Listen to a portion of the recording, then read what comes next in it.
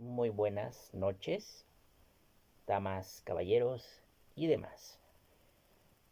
Hoy voy a empezar una serie de videos que se llama La magia de las runas, y esta sería la parte de la introducción. Voy a hablar precisamente de, no de las runas por partes, porque hay demasiadas. Están las anglosajonas, las germanas, danesas, finlandesas, noruegas. eh, Vaya, están las que se les denominan runas de brujas, también están las entre comillas runas tebanas o las runas de Honorio, ¿no? Pero yo me voy a enfocar más en cierto tipo de runas, en cierto tipo de futark, si es que así se le puede llamar, porque futark es un término más, vamos a llamarlo así, muy posterior a la edad a la edad de hierro, ¿no? Ahora, hay muchas leyendas en torno a las runas, en torno al origen, pero muchas son de nueva era. Yo no me voy a enfocar en esa parte que terminan mezclando culturas que no tienen nada que ver una con otra, ¿no? Las runas es un conocimiento otorgado por el sueño de Odín, ¿ok? A través de cuando este personaje de la mitología nórdica, ¿sí?, obtuvo al beber el cráneo decapitado del gigante Ymir, ¿no?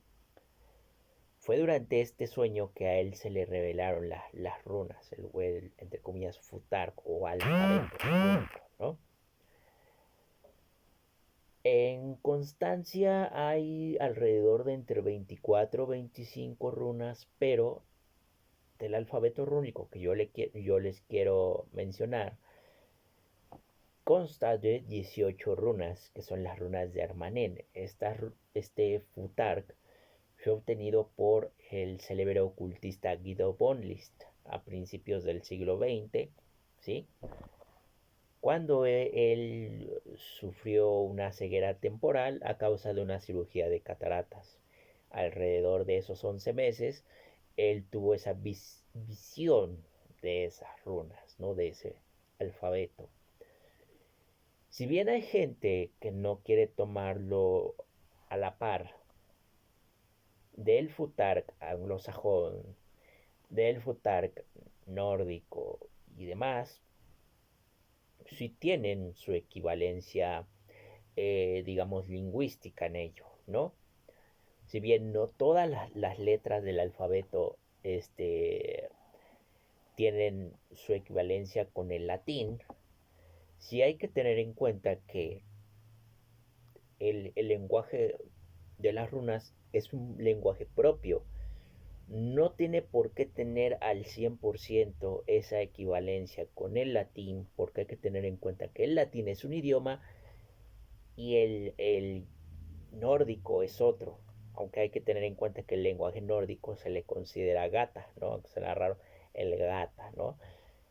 Ahora, otra cosa es cuando ya se habla, ¿no? De que eh, está un nórdico antiguo, un nórdico moderno. Pero hay que tener en cuenta que, obviamente, el lenguaje de Armane no pertenece a ese a ninguno de esos dos grupos, sino pertenece más al germánico, ¿no? Que el germánico se deriva del gótico, ¿no? El gótico es un lenguaje desarrollado por los godos, los visigodos. Y hay gente que va a decir que tiene una relación con el etrusco, que tiene una relación con el latín, pero vuelvo a insistir que no es exactamente así, ya que obviamente los nórdicos, los germanos, desarrollaron su propio lenguaje. Es como si tú dijeras que no sé, que los chinos no hayan desarrollado su lenguaje, que los árabes no hayan desarrollado su lenguaje, que los japoneses no hayan desarrollado su lenguaje o que los indígenas no lo hayan hecho. Entonces, no todo en la vida tiene que ver al 100% con el latín, ni tiene que ver menos con el hebreo, porque por ahí hay gente que yo veo que relaciona el futar con el hebreo y cábala y todo esto. Y sí, yo he visto que hay trabajos, por ejemplo, como la cábala nórdica y todo eso, pero no, o sea, la cábala es otra cosa, ¿no? No es mala, pero es que es otra cosa que no tiene ninguna relación con eso. Entonces, vamos a hablar de que el futar o el lenguaje de las runas es un lenguaje propio, es una magia propia, ¿ok? Sí, responde a un estímulo y a un poder propio. No es ni más fuerte ni es más débil a la magia, vamos a llamarlo así, a la teurgia, ni a lo que se le llama sendero de mano derecha, ¿no?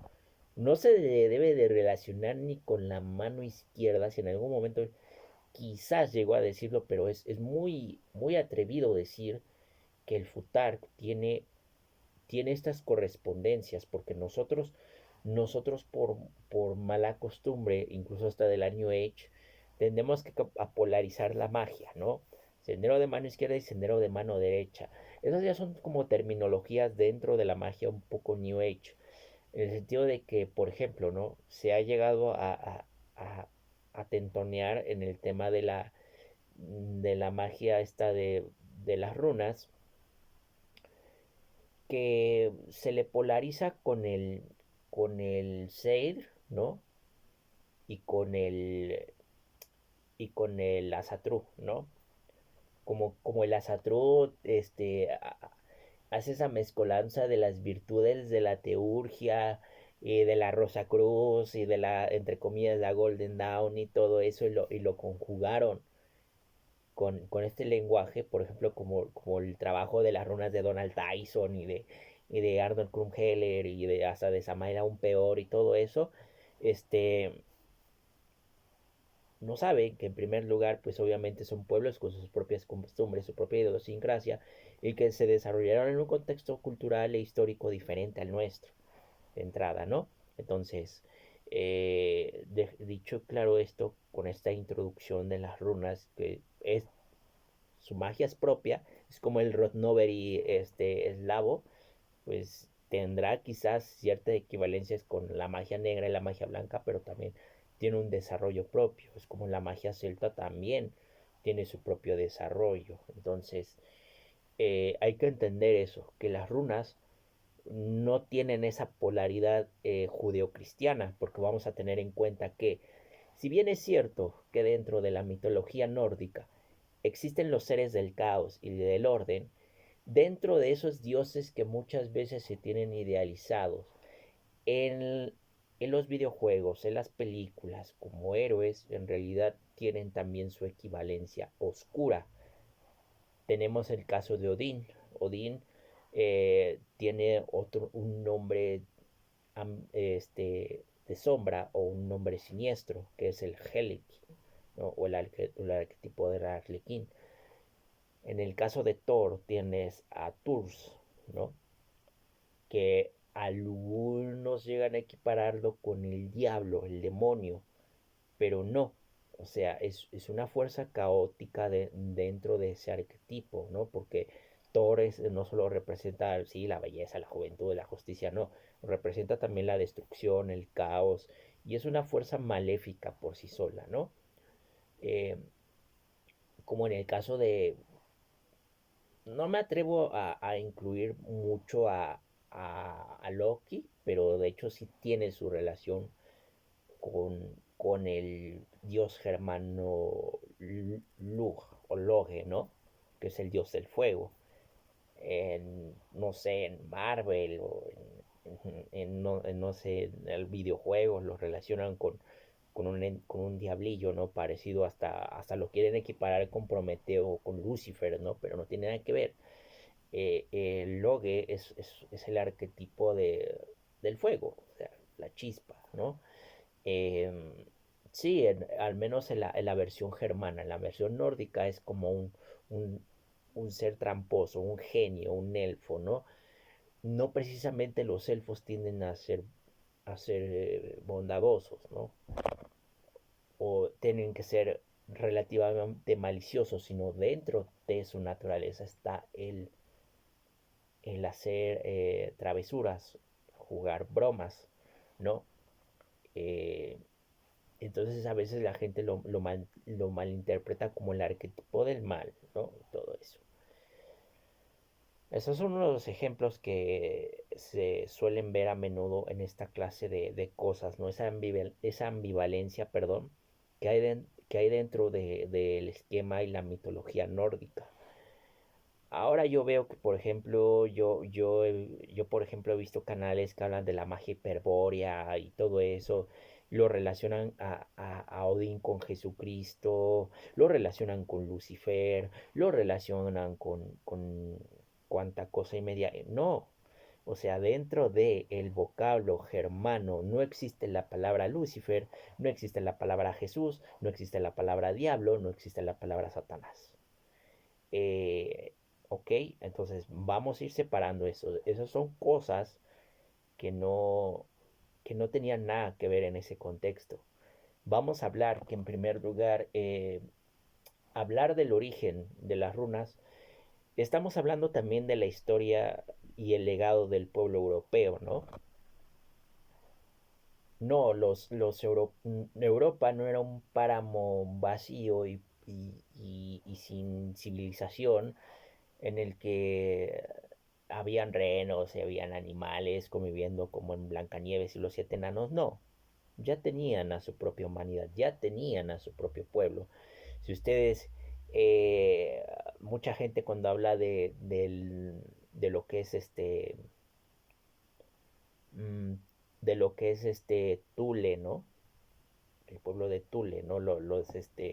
El pueblo escondido entre la neblina o la hiperbórea atlántida, ¿no? Que son los llamados pueblos septentrionales del norte. Toda esa cadena de relatos mágicos, mitológicos y de fantasía tienen que ver con el pueblo de los escitas, ¿no? De hecho, los escitas son mencionados en lo que es la Odisea, ¿sí? En la Odisea, Odiseo habla de que en algún momento, cuando tuvieron esa guerra, los, este, el ejército de Odiseo, no recuerdo cómo se llamaba, creo que eran no sé si se llamaban telmarines, no, telmarines no son, tenían un nombre, mirmidones, así se llamaba el ejército, ¿no? Porque era comandado por Aquiles y todo eso, ¿no? Para los que hayan visto Troya con Brad Pitt, ¿no? Ese ejército de los mirmidones, después de haber partido de ese, de Troya, ¿no? De Troya, por error, Odiseo llegó a esa parte, ¿no? Como más al norte de Tracia, ¿no? Porque de hecho Tracia era como que el pueblo griego menos civilizado, podría decirse como que lo más cercano a los bárbaros. De hecho, los tracios eran los menos apreciados en el mundo griego, eran considerados casi bárbaros y hasta por los romanos, ¿no? De hecho, hasta por eso Craso, el general romano, fue donde empezó a hacer sus incursiones para atraer gladiadores de esas tierras, ¿no? De ahí viene la historia de Espartaco, pero no estoy aquí para hablar de eso, sino yo me estoy hablando de los pueblos escitas. Los escitas, eh, no, la gente tiende a creer que son los pueblos arios que emigraron de Irán, de Irak, y no. O sea, en realidad, si bien no todos los iraníes eran bronceados, ¿no? Eran de color canela y todo eso, no todos lo eran, ¿no? Pero no hay una forma en la que esos pueblos de esa parte hayan llegado hasta el estrecho de Bering, hayan pasado por más al norte de Tracia y se hayan instalado ahí. No, ya existían civilizaciones de esa parte y eran precisamente los escitas. Los escitas eran domesticadores de caballos y todo eso. Entonces, los escitas, y también no solo los escitas, sino también los, este, los del pueblo de Tartesos, no los de Tartaria, no me chinguen con eso, los de Tartesos fueron las primeras civilizaciones o digamos asentamientos europeos, pero ya establecidos de ahí. Obviamente ellos descendieron de un linaje, pues podría decirse como entre salvaje, que se fue civilizando a sí mismo. Hay que recordar que los llamados vikingos no vinieron precisamente de esa parte, no. Fue un gremio de granjeros que con el tiempo fue creciendo hasta convertirse en terratenientes y de ahí evolucionaron a ser marineros o ser piratas y mercenarios. Entonces es una sociedad que conforme fue avanzando sus necesidades, fue evolucionando, se fue haciendo más complejo. En el caso de los escitas era un caso de que ellos eran al ser nómadas como los mongoles, los hunos y todos esos,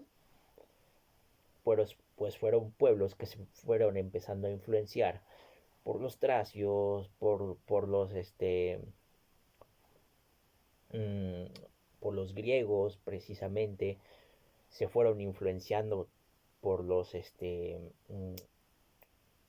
me fue la onda, es que son demasiados pueblos en ese contexto, mmm, de la influencia que llegaron a tener los propios escitas, pero con el tiempo ellos sí desarrollaron su propia cultura. No eran brutos, no eran imbéciles, no, o sea, y no solo de los llamados de los escitas, sino también estamos hablando de los pueblos godos, de los visigodos y todo eso de la parte de Germania. Entonces, yo no sé de dónde sale esta gente que cuando habla de las civilizaciones hiperbóreas te lo pintan como algo que son seres que vienen de otro planeta, que son seres que vienen como si ser blanco, ser rubio, es algo que no se puede dar en la naturaleza.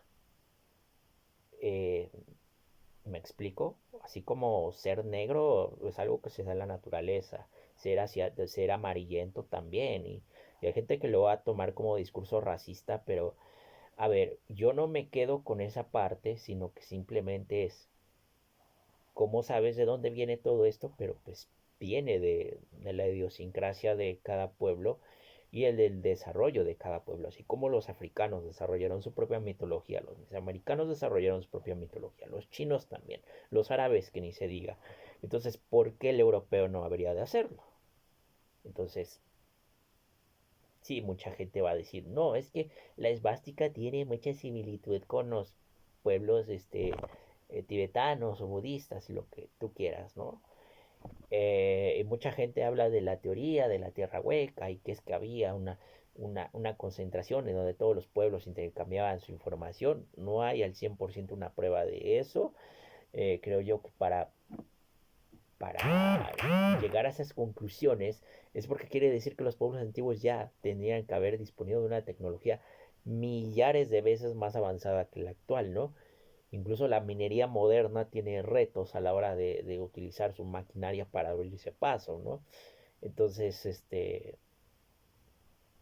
ya dejando todas esas teorías de fantasía y esa literatura, y respondiendo desde un análisis tanto arqueológico como mitológico y etimológico, creo yo que la parte de esta introducción necesaria de las runas está bien, ¿no? Ya después en futuros videos les estaré hablando de una por una de las runas, ¿ok?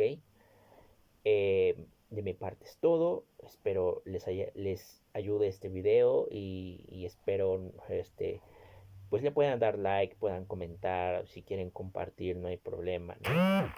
Entonces, nos vemos y hasta la próxima.